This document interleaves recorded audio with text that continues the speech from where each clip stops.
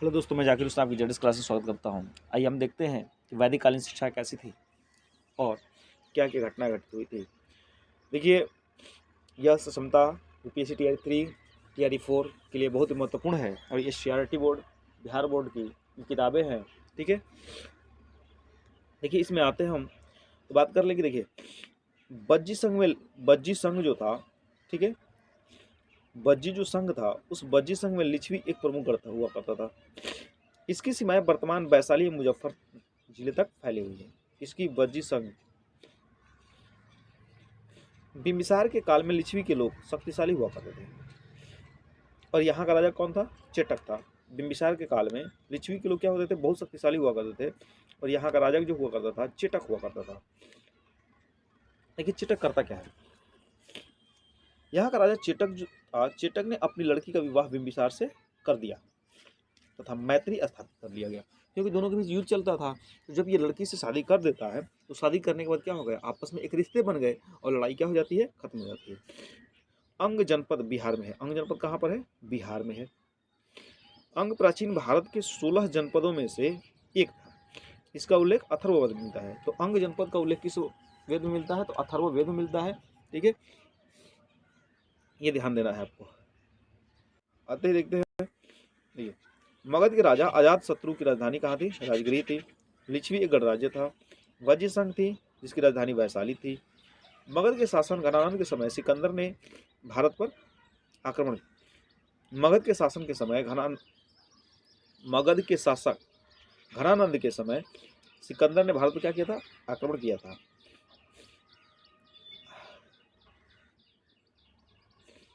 अब देखते हैं नेक्स्ट हम लोग आते हैं हम लोग किस पे? अध्याय 8 पर। नए प्रश्न नवीन विचार। उत्तर वैदिक काल 1000 पूर्व से 600 ईसा पूर्व का प्रचलन बढ़ गया। कृषि क्षेत्रों का विकास हुआ। ये देखा है, उपनिषद का अर्थ क्या होता है? गुरु के समीप बैठकर क्या करना? सीखना। ठीक ना? जो लोग क्या करते थे कि बच्चों को गुरु के समीप ले जा करके छोड़ देते, मुंडन करा करके छोड़ देते थे और छोड़ने के बाद जो है वह बालक जो है 12 वर्ष तक रहता था और रहने के बाद जो है वह क्या करता था? वेदों की ज्ञान को प्राप्त क्या करता था। अब आते हैं बौद्ध धर्म पे। बौद्ध धर्म के संस्थापक कौन थे? गौतम बुद्ध थे। इनका जन्म जो है 563 ईसा पूर्व में हुआ था। जन्म कहाँ हुआ था? तो कपिल वस्तु के लुम्बिनी वन में हुआ था। ठीक है ना? कपिल वस्तु के लुम्बिनी वन में हुआ था। पिता का नाम जो था शुद्धोधन और माता का नाम क्या था? महामाया था। पत्नी जो थी कौन थी? यशोधरा थी। और क्या होता है कि इनके पुत्र जो है, इनसे एक पुत्र की प्राप्ति होती है जिनका नाम रखा गया? राहुल रखा गया। अब देखिए इनका जन्म प्रतीक क्या था? कमल एवं साढ़। कमल एवं साढ़ जो है गौतम बुद्ध का जन्म प्रतीक है। प्रथम गुरु कौन थे इनके? अलार कलाम थे। अलार कलाम थे। गौतम बुद्ध के प्रथम गुरु अलार कलाम। ज्ञान की प्राप्ति जो हुई वो बोध गया में हुई। कहाँ पे हुई? बोध गया में। और प्रथम उपदेश इन्होंने कहाँ दिया था? तो सारनाथ में दिया था, जिसको क्या कहा गया था? धर्मचक्र परिवर्तन कहा था। इन्होंने 5 अपने शिष्यों को जो है जाकर के सारनाथ में इन्होंने क्या दी? शिक्षा दी। बुद्ध के जन्म के समय बौद्ध धर्म के प्रतीक चिन्ह। देखिए जन्म क्या, जब गौतम बुद्ध की जन्म होती है तो कौन कौन सा चिन्ह जो है, क्या चीज़ माना गया है? देखिए जन्म, कमल एवं साढ़ जो है इनका जन्म का प्रतीक माना गया है। गृह त्याग की घटना, घोड़ा इसका प्रतीक है। प्रथम उपदेश, धर्मचक्र परिवर्तन, निर्वाण जो हुई, पावा पद चिन्ह की बात कर लेते हैं।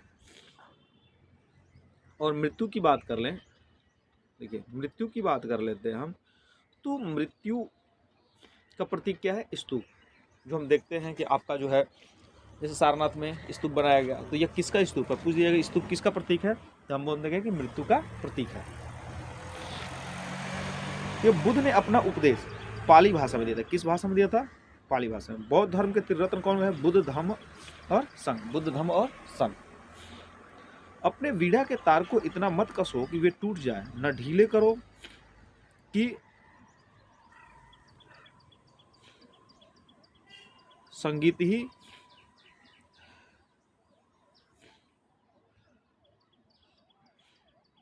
उन्होंने क्या कहा कि अपने वीणा के तार को इतना मत कसो कि वह टूट जाए और न ही ढीला करो कि संगीत ही न निकले। ठीक है, इसी गीत को सुनकर बुद्ध ने मध्य मार्ग अपनाया था। बौद्ध भिक्षु पुरुष तथा भिक्षुणी महिला के रहने के स्थान को विहार कहते हैं। अच्छा, विहार क्या है? तो यहाँ पे बौद्ध धर्म के पुरुष और भिक्षुणी महिला जो होती रहती है उसी को हम क्या कहते हैं? विहार कहते हैं। आगे बढ़ते हैं हम लोग। बौद्ध धर्म की सभाएं कहाँ कहाँ हुई थी? देखिए, प्रथम सभा जो होती है 483 ईसा पूर्व में होती है। स्थान कौन था? राजगिरी। और उसमें अध्यक्ष जो थे महाकश्यप थे। और उस किसका शासनकाल था जब प्रथम बौद्ध संगति हुई थी? अजात शत्रु का था। दूसरी बात कर लेंगे तो 383 में हुई और वह स्थान कहाँ था? वैशाली में। दूसरी बौद्ध संगति जो होती है वैशाली में 383 ईसा पूर्व में होती है। और उस समय अध्यक्ष जो थे श्वाकामी थे। और उसका अध्यक्ष कौन था उस समय? काला शोक थे। तृतीय बौद्ध संगति जो होती है 250 ईसा पूर्व होती है और वह पाटलिपुत्र में होती है। उस समय जो अध्यक्ष थे मोगलीपुत्र तिष्ट थे।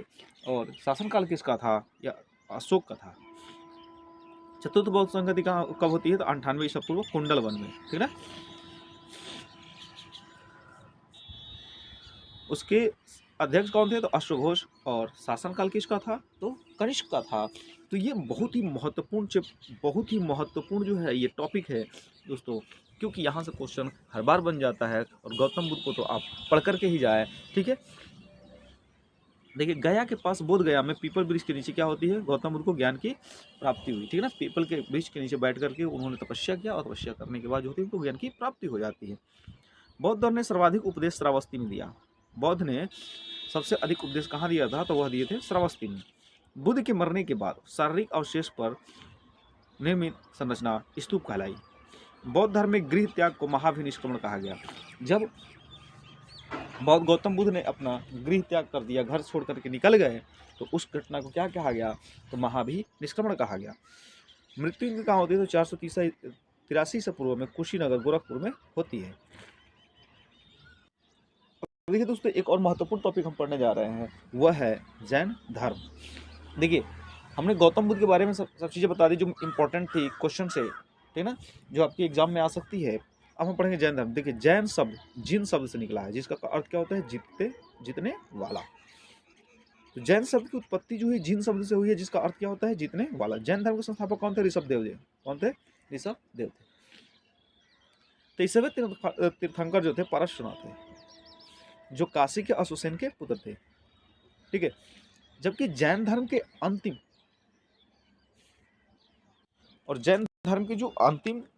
तीर्थंकर थे वह कौन थे? महावीर स्वामी। कौन थे? महावीर स्वामी थे, ठीक है। जैन धर्म के अंतिम एवं 24वें तीर्थंकर। तो जैन धर्म में कितने तीर्थंकर हुए? तो 24 हुए। पहले कौन थे? ऋषभदेव। 23वें कौन थे? पार्श्वनाथ। 24वें कौन थे? तो महावीर स्वामी थे। अब देखते हैं महावीर स्वामी से हम कुछ बातें जान लेते हैं। देखिए, महावीर स्वामी का मूल जो नाम था वह वर्धमान महावीर था। वर्धमान महावीर था, बचपन का नाम वर्धमान था। इनका जन्म 540 ईस्वी वैशाली के निकट कुंडल ग्राम में हुआ था। कहाँ पे हुआ था? कुंडल ग्राम में हुआ था। इनकी मृत्यु कब होती है? तो 468 ईसा पूर्व पावापुरी में, ठीक है ना। तो ये जन्म स्थान और मृत्यु तो याद ही रखना पड़ेगा आपको। इनके पिता का नाम क्या था? सिद्धार्थ, जातक क्षत्रिय कुल के प्रधान थे। और माता का नाम क्या था? त्रिशला देवी था, जो लिच्छवी की क्या थी? राजा चेतक की बहन थी। तो माता का नाम क्या था? त्रिशला। और पिता का नाम क्या था? सिद्धार्थ। देख सकते हैं। वर्धमान महावीर का विवाह किससे होता है? तो वर्धमान महावीर का विवाह जो थी यशोदा से होता है। ज्ञान की प्राप्ति को कहाँ होती है? ठीक है ना। तो ज्ञान की प्राप्ति जो होती है 12 वर्ष की तपस्या के बाद होती है और इनको क्या कहा? केवल्य कहा गया, ठीक है। नेक्स्ट आते हैं कि चंद्रगुप्त मौर्य जैन धर्म को मानते थे। किस धर्म को मानते थे? चंद्रगुप्त मौर्य जैन धर्म को। जैन धर्म के तीन रत्न कौन कौन थे? सम्यक दर्शन, सम्यक ज्ञान और सम्यक आचरण। और बौद्ध धर्म के कौन तीन रत्न थे? बौद्ध धर्म और संघ था। महावीर के प्रथम अनुयायी कौन था? तो उनका पुत्र जो था, उनका दामाद जो था जमाली था, ठीक है। यदि बात कर लेंगे जमाली कौन था, देखिए, तो जमाली जो था ये महावीर स्वामी का क्या था? एक शिष्य हुआ करता था, ठीक है। तो इनके पुत्र जो थे, इन्होंने अपने पुत्री की शादी जो है जमाली से कर दी। जैन साधु मुंह और नाक पर कपड़ा बांधकर चलते हैं ताकि सांस लेने में कोई कीड़े आदि की हत्या न हो जाए। देखिए, जैन धर्म को, क्योंकि बौद्ध धर्म और जैन धर्म जो था वह अहिंसा का बहुत ही पालन करता था। वह जो था इतना कठोर था इनका नियम कि वह जो है किसी प्रकार से चाहते थे कि जीवों की हत्या न हो। महावीर ने अपने उपदेशों में कर्म को प्रधान बताया। अब ये क्वेश्चन बन सकता है कि महावीर ने अपने उपदेश में किस चीज को जो है महत्वपूर्ण बताया, तो आप बता सकते हैं कर्म प्रधान। अब देखिए जैन में कहा गया कि जैन धर्म को ऐसा मानना है कि त्रिरत्न, क्या है त्रिरत्न? सम्यक ज्ञान, सम्यक दर्शन, सम्यक आचरण अपनाया जाए तो जीवन मरण के दुखों से क्या मिल जाएगा? छुटकारा मिल सकता है। महावीर स्वामी की मृत्यु बताई चुके थे कि 468 ईसा पूर्व हुई थी। नचिकेता की कहानी कठोपनिषद में दी गई है।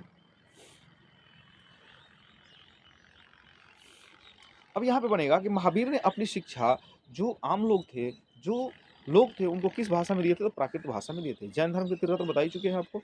जैन धर्म के अनुयायियों का मानना है कि इस मार्ग में चलने के लिए मनुष्य जीवन मरण के दुखों से क्या पा सकता है? छुटकारा पा सकता है, क्योंकि सम्यक दर्शन, सम्यक ज्ञान और सम्यक जो चरित्र है, यदि हम इस पे चलेंगे तो वास्तव में हम जीवन मरण के दुखों से क्या हो जाएंगे? मुक्त हो जाएंगे। दोस्तों हम लोग जैन धर्म को भी पढ़ लिए और है ना बौद्ध धर्म को पढ़ लिए इससे पिछले वीडियो में। तो आप जो है ज़्यादा से ज़्यादा वीडियो को शेयर करें, लाइक करें और सब्सक्राइब करें और कमेंट भी करें कि क्या कमियां रह गई है।